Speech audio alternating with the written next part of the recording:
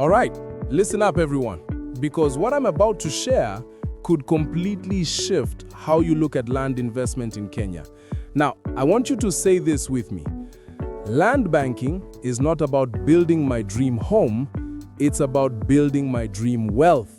That's right, because too many people approach land buying emotionally instead of strategically. But we're not here to do what everyone else does. We're here to think like investors, not settlers. So, let's talk about a golden strategy that the wealthy understand well. Investing in areas close to new government or industrial projects. This is where serious money hides in plain sight. Picture this. You buy land near a massive project, a free trade zone, a new port, an industrial park, or even a government road expansion. You don't need to build anything immediately. Just position yourself, hold your land, and let time and development work for you. If you position yourself right, you can multiply your investment several times over without laying a single brick. Let's take a real example. Konza Technopolis, what we call Kenya's Silicon Savannah. Some people ignored it when it started. But today, investors are pouring in, companies are setting up, and those who bought land early are smiling all the way to the bank. And that's not all. Look at Naivasha Dry Port or the Lapset Corridor linking Lamu to Ethiopia and South Sudan. Every inch of land around those projects is appreciating fast. Why? Because where government money goes, growth follows. Now, someone might ask, but what about the traffic, the congestion, the noise in those industrial areas? Let me tell you something. You're not buying that land to live there. You're buying it because other people will need to. You're not the target resident. You're the future supplier. Your buyers will be businesses, workers, investors, and developers who will gladly pay you a premium to own a piece near opportunity. So never confuse investment property with residential property. You're buying for growth, not comfort. Let me ask you a question. If the government announced a new airport today in your county, what's the first thing you'd do? Exactly, you'd rush to check the land nearby. Why? Because airports are magnets for growth. Hotels, logistics, warehouses, homes, all come rushing in. That's the same mindset you should have about any new project. Always follow development before development follows you. Universities and economic hubs, fertile grounds for investment. Now, let's talk about another gold mine. Areas near universities and economic hubs. How many of you know Juja? Yes, home to JKUAT. Think about how busy that place is. Students, lecturers, businesses, hostels. That means constant demand for land and housing. When you buy land near a university, you're tapping into a permanent market. Those students may leave, but new ones will always come. That's the beauty of it. It's recurring demand. And it's not just Juja. Think of Kikuyu, Kitengela, Kangundo Road, all places that were quiet a few years ago but are now booming because of the population moving closer to schools and workplaces. You see, universities don't just bring education, they bring economies. So when you see a university, see opportunity. The secret is to invest before the buzz becomes public. By the time billboards go up, prices have already jumped. So go where the institutions are building next.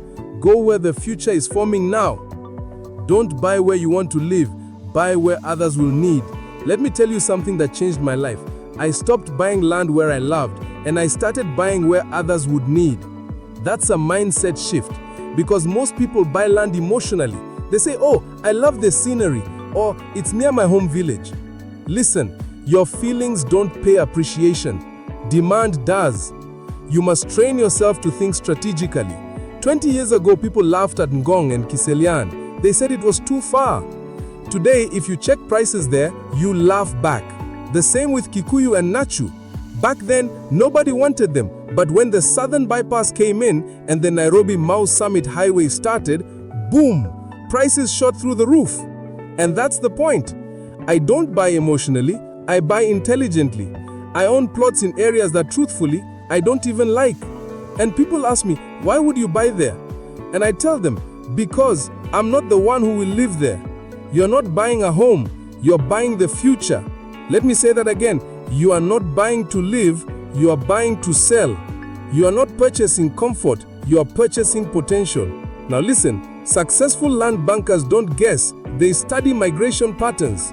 So let me ask you, where are people moving to from Nairobi right now? Yes, those are the magic zones. Nairobi is getting more expensive every year, so people are naturally moving to nearby, affordable areas. When people move, they bring demand. When demand comes, value rises. And when value rises, those who position themselves early win big. It's really that simple. So follow the people, follow the roads, follow the infrastructure. Don't chase trends, study trends. The wisdom of profit-driven investments. Now let me emphasize something. Land banking is not about love, it's about logic. When you are buying, detach your emotions. Think like an investor, not a dreamer. It's not about where you want to stay, it's about where the market will explode next. Write this down. Land banking is about people, population, and potential.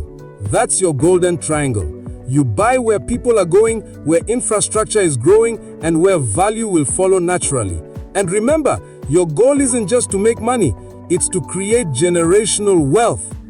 This is how you build an inheritance without breaking your back. Buy, hold, wait. Let time and population do the heavy lifting. Invest near airports and major connectors. Let me drop a gem here. Land near airports is pure gold. I'll give you a real-life example. Our estate off the Southern Bypass, about 30 minutes from Jomo Kenyatta International Airport. Why did we choose it? Strategy. It's close to the airport, off the expressway, and on a key corridor. Perfect positioning. And do you know why that matters? Because airports attract everything. Hotels, logistics, housing, all come rushing in. And here's a little historical reminder. In the 1960s and 70s, Kitengela and Kikuyu were just bushlands. Nobody wanted them. But when infrastructure came, everything changed. Those who saw the opportunity early, today they are millionaires. Some never lived there, but their children are now reaping the rewards of their parents' foresight. That's what we call generational strategy. Avoid land banking in your rural home. Now, I'm going to say something that might sting a little, but it's the truth. Don't waste your money doing land banking in your rural home. That's not an investment, that's emotion disguised as wisdom. Someone once asked me, when are you investing back home? I said, invest in what? What's happening there? You see, I love my village, but love doesn't create profit. Until there's real development there, I'd rather invest in Nairobi, Mombasa, or Nakuru. I'll build in my village one day, but only after I've built wealth somewhere that appreciates. Remember, two broke people can't help each other. Build wealth first, then return to build legacy. Yes, land in Narok or Machokas might be rising, but not like Juja or Kangundo Road. Go where the money multiplies. The misguided emotional investment. Many people get trapped in emotional investing.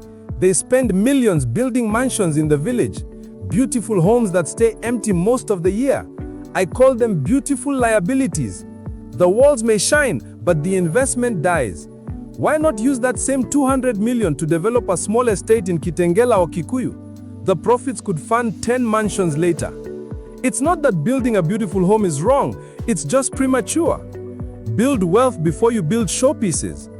Don't show off too early.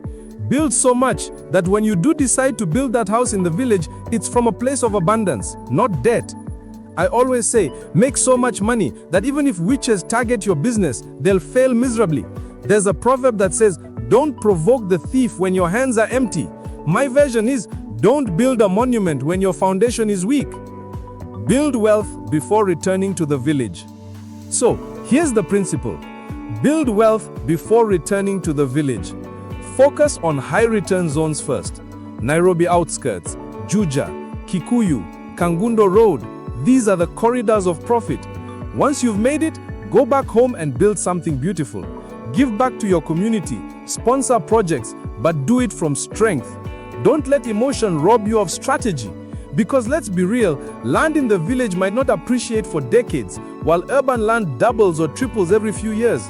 So don't confuse sentiment with strategy. Focus on wealth creation first. The wise investor's mindset. And that brings me to my final point. The mindset of a wise investor. A wise investor doesn't chase emotions, he chases opportunity. He doesn't buy for pride, he buys for profit. He doesn't wait for everyone to believe in his decisions. He moves before they see the vision. Because by the time everyone believes, the opportunity is gone. So my challenge to you today is this: stop thinking like a land buyer and start thinking like a land banker. Because the one who sees the future before others do, controls it. So go where the projects are coming, where roads are being built, where industries are rising. Don't be sentimental, be strategic. Don't buy where you want to live, buy where others will need to live. That's how you turn soil into gold and vision into generational wealth.